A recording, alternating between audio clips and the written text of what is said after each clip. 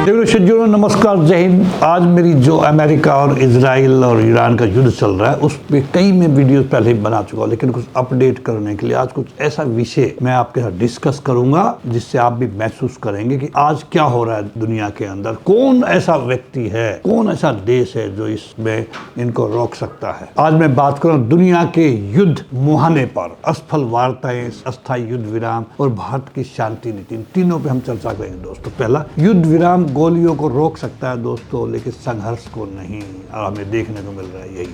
असफल वार्ता चेतावनी है, ये अंत नहीं है। आर्थिक युद्ध भी उतना ही खतरनाक है जितना सैन्य युद्ध। पूर्वी यूरोप से लेकर मध्य पूर्व तक दुनिया आज एक ऐसे दौर से गुजर रही है जहाँ शांति केवल एक शब्द बनकर रह गई है। युद्ध जारी है, वार्ताएं विफल हो रही हैं और युद्ध विराम केवल कुछ दिनों की राहत बनकर रह गए। आज दुनिया के प्रमुख संघर्ष, जिसके अंदर रशिया और यूक्रेन के बीच युद्ध लंबे समय 4 साल ज्यादा हो गया जारी है, जिसे यूरोप की अर्थव्यवस्था और वैश्विक संतुलन को हिला दिया है। उसके बाद बात करूंगा इजराइल वर्सेस लेबनान। उन दोनों के बीच बढ़ता तनाव किसी बड़े क्षेत्र युद्ध का संकेत दे रहा और क्षेत्रीय संघर्ष। इजराइल की सैन्य कार्रवाइयों ने पूरे मध्य पूर्व को प्रभावित किया है, जहां कई देश प्रत्यक्ष और अप्रत्यक्ष रूप से शामिल हो रहे हैं इस युद्ध के। यूनाइटेड स्टेट्स इस पूरे परिदृश्य में एक प्रमुख शक्ति के रूप में उभर रहा है, जहां वो अपने सहयोगियों का समर्थन करता है और वैश्विक राजनीति को प्रभावित करता है। ईरान क्षेत्र में अपनी पकड़ मजबूत करने के लिए प्रॉक्सी ताकतों का सहारा ले रहा है। असफल शांति वार्ता, अस्थायी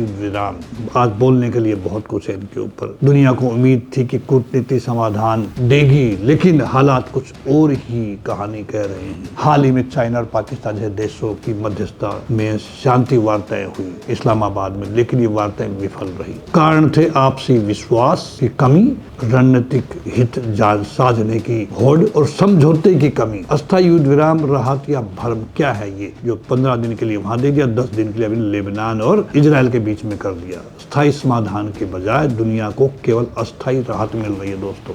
यूनाइटेड स्टेट्स की पहल पर 15 दिनों का युद्ध विराम प्रस्ताव, इजराइल और लेबनान के बीच 10 दिनों का युद्ध विराम। लेकिन सवाल यही है, क्या ये शांति है या केवल युद्ध की तैयारी के बीच का विराम। आज का युद्ध केवल सीमाओं तक सीमित नहीं है। आर्थिक युद्ध, प्रतिबंधों के माध्यम से अर्थव्यवस्था को तोड़ना, तेल और ऊर्जा आपूर्ति को रोकना, व्यापार मार्गों को बाधित करना, साइबर युद्ध, डिजिटल हमले, डेटा चोरी, महत्वपूर्ण संरचनाओं पर हमला, तकनीकी युद्ध, ड्रोन हमले हो रहे हैं, एआई आधारित हथियार यूज हो रहे हैं, हाइपरसोनिक मिसाइल्स यूज हो रही है।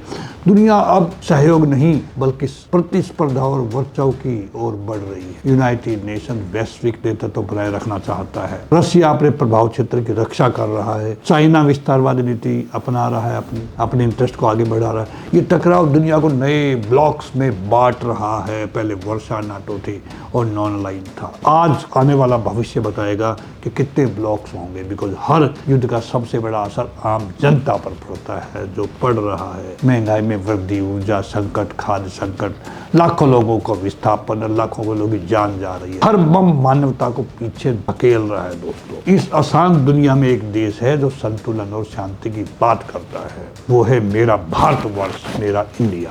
भारत के सिद्धांत पंचील जो जवाहरलाल नेहरू जी ने 1961 में दुनिया को दिए थे, जब हथियारों की होड़ लग रही थी, वार्सा नाटो पैक्ट करती अपने अपने ग्रुप्स को मजबूत कर रहे थे, उस टाइम पे एक ये आशा की किरण भारत से ही निकली थी। क्या सिद्धांत थे वो 5? अगर वो सिद्धांत आज अमेरिका समझ जाता है, ईरान समझ जाता है, इजराइल समझ जाता है, तो हर चीज का समाधान संभव है। जिसमें सबसे पहले संप्रभुता को सम्मान दे, हम हर कंट्री की संप्रभुता जो है उसका हर आदमी आदर करे, हर कंट्री आदर करे, आक्रमण न करना का शपथ लेके हम no war, no attack, interference न करना, हस्तक्षेप न करना हर कंट्री के अंदरूनी मामलों के अंदर, और समानता का सबको सम्मान देना। लेकिन यूएनओ के अंदर तो वीटो पावर दे करके सत्यानाश कर दिया इन लोगों ने। समानता कहाँ रह गई? शांतिपूर्ण सह अस्तित्व, पीसफुल कोएग्जिस्टेंस, हर कंट्री को उसको शांति से रहने का अधिकार है, विकास करने का अधिकार है दोस्तों। दूसरा जो एक रामबाण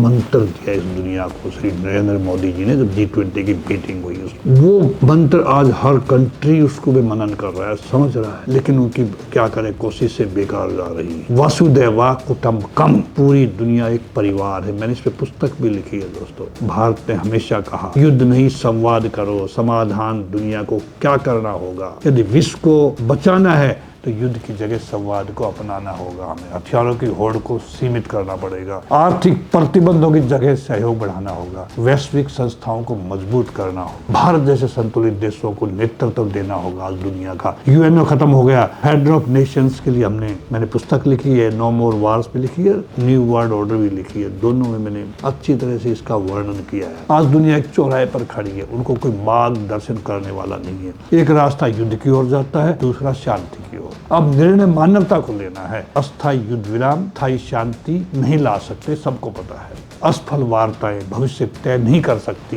सवाल ये नहीं है कि कौन जीतेगा, सवाल ये है क्या मानवता बचेगी। जब दुनिया संघर्ष में बटी हो तो उसे एक ऐसे देश की जरूरत होती है जो उसे जोड़ सके, और वो देश भारत हो सकता है। भारत का मार्ग समाधान देता है, दबाव नहीं। दुनिया को शक्ति की नहीं, संतुलन चाहिए। यदि युद्ध जारी रहा तो विकास समाप्त हो जाएगा। दोस्तों, कुछ अभी ट्रंप जी की स्टेटमेंट हमने देखी अमेरिकन प्रेसिडेंट की कि वो अभी वार्ता के लिए फिर तैयार हो रहे हैं। वो इंडिकेशन देते हैं ईरान की तरफ से, क्या सच है क्या झूठ है, ईरान बाद में उसको डिनाई कर देता है उसको। फिर दोबारा इस्लामाबाद में अमेरिकन और ईरान की टीम में इकट्ठा होने की उम्मीद है।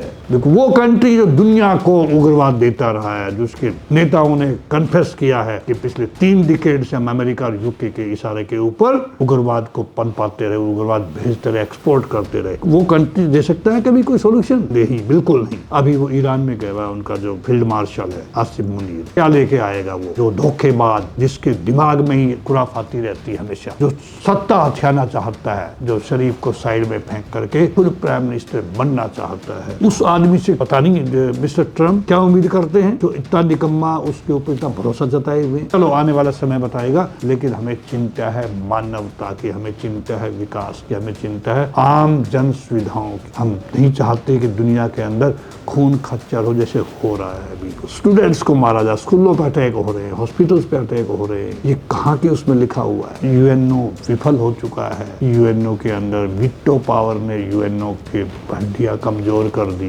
देखो अभी क्या न्यू वर्ल्ड ऑर्डर उभर के आता है इस पीस स्थापित होने के बाद में दुनिया के अंदर। इंतजार करेंगे, ऐसे ही मैं वीडियो आपके सामने लेके आता रहूंगा इन्हीं विषयों के ऊपर। इसके साथ दोस्तों नमस्कार, जय हिंद। अगर आपको वीडियो अच्छी लगी हो लाइक करें, आगे फॉरवर्ड करें और मेरे यूट्यूब चैनल सोल्जर वॉइस को सब्सक्राइब करें। Thank you very much.